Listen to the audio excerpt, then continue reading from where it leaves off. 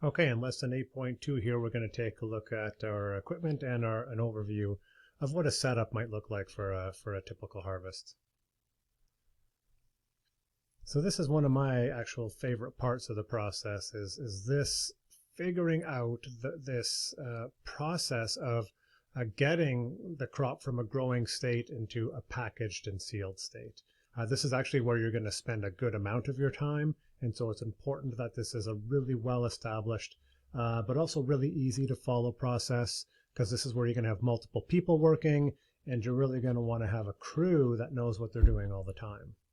So here we've got a setup of what we might call just a typical layout, and this here is laid out as if we're going to do harvest 3. So we're going to do a wash, but we'll walk through the components so you can see how this might get modified.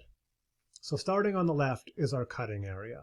So in this situation, we're going to cut with either a knife or scissors, and we've got an aluminum tray there, which will catch some of the extra stuff that falls off of the tray, so we can capture those, and then we can actually adjust the height there depending who's cutting and if somebody wants something taller or shorter. Now in this system, we have an initial rinse. And one of the reasons we like to do an initial rinse and then a secondary rinse, which is where the hull picking would occur, is that the initial rinse water is the water that gets dirty first and gets the most dirty. And because it's a relatively small bin, it's really easy to quickly change that water and get fresh water in there. We can also add ice to this water and cool it very quickly, so it's a really, really good first step in the process. From there, we're going to move into a bigger area, which is our secondary rinse, and also hull picking. And this water, this volume of water, because it's so big, we want to avoid changing that as much as we can. So that's why we have that initial rinse in here. But this is where we're going to do all the hull picking. And on either side of that bin, we've got our screens. And at the far end there, we've got some of our mesh colanders for picking the hulls off the top there. As we move along, we get into a drainage area, our spinning, and then our packing. So once everything's been through the rinse and the hull picking, we're prepping it more directly for packing. And then at the end is our refrigeration. So you can see what's happening is we're working in a very linear way to get the product from one state to another. And accompanying this, more off to the left, is going to be our trays on a shelf where we have easy access and they're ready to harvest. And then we've actually got a shelf behind us that's got other equipment on it that we might want to use. For example, our sharpening tools for our knife. So things are well laid out and in a tight area, so things can move very, very quickly. So let's take a look at the last part of that in a bit more detail. And this is our sort of spinning and packing station.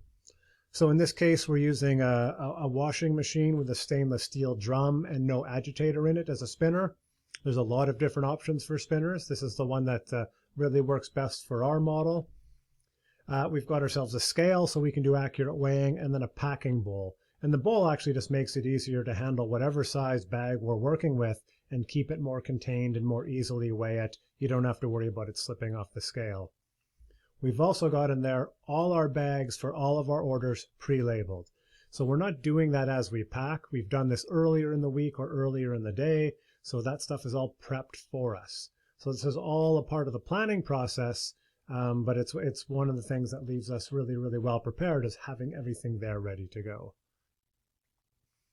This is our toolkit right here. And as you can see at a basic level, there's not a whole lot of equipment that's needed. We'll take a look in a bit at some other options, but basically you're looking at some cutting tools. Our sieves are for picking hulls. As are the metal wire racks, which are good for pushing something like a sunflower microgreen down so we can scoop the hulls off the top. The clamps we actually use there, we clamp a couple buckets nearby to throw hulls into to keep them off the floor. And then we've got our sharpening tools there because we do a lot of sharpening of our knife during the cutting process. We really, really want our knife to be sharp in order to get a good cut.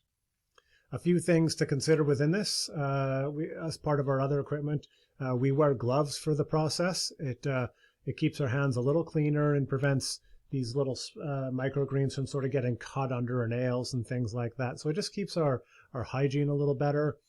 I talked about the bins that we sometimes use so we can dump our hulls into them very, very quickly.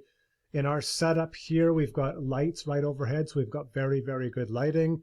And then our supply shelf off to the side. So if there's anything else we need, maybe some backups or replacements of stuff here, it's all there and handy. So it's not a whole lot of equipment. You saw the bins in the other picture there, but choosing the right stuff is really, really important. And each of these things does play an important role, so you need to have these for many of your products. And yeah, you want to make sure you get good quality equipment to make sure it lasts.